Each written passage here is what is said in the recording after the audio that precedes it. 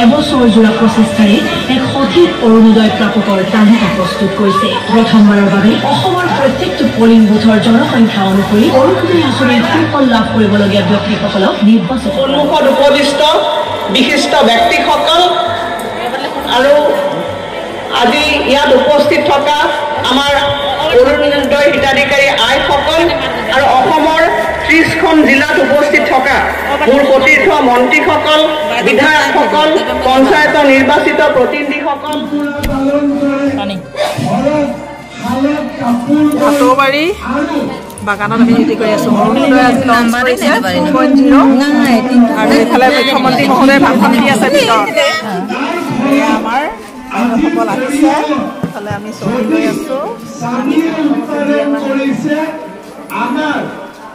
পত্নীসকলে বা মোৰ মা আৰু বাইদেউসকলেও তাত অলপ হ'লেও সহযোগিতা কৰিছে। আপোনালোকে জানে বেংক একাউণ্ট আছে, সকলোৱে নিজৰ 10,000 টকাটো আমি যদি গ্ৰুপত জমা দিওঁ আমাৰ 1 লাখ টকা হ'ব। আৰু বেংকে যদি দেখে যে আপোনালোকৰ একাউণ্টত 1 লাখ টকা আছে, বেংকে আপোনালোকক 2 লাখ টকালৈকে লোন দিব।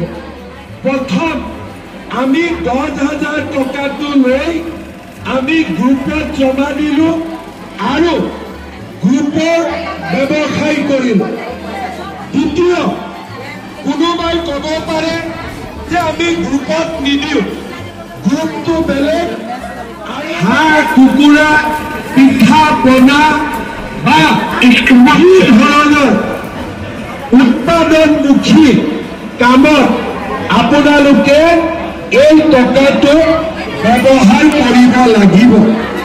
3 নম্বৰ, যে মই গ্ৰুপতো নিদিওঁ আৰু নিজেও মই একো কৰিবৰ কাৰণে।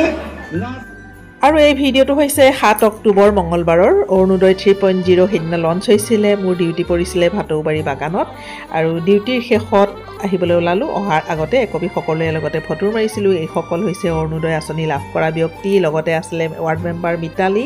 আৰু আহিবৰ সময়ত সকলোৱে মিলিজুলি একপি ফটো মাৰিলোঁ আৰু তাৰ পাছত এয়া মই আহিবলৈ ওলালোঁ। সেইদিনাৰ স্মৃতিখিনি এনেকৈ ৰাখি থলোঁ। আজিলৈ আহিছোঁ। সকলো ভালে থাকক। সকলোকে বাই বাই। এয়া বাইদেউসকল গৈছেগৈ দেই, অৰুণোদয় লাভ কৰা বাইদেউসকল।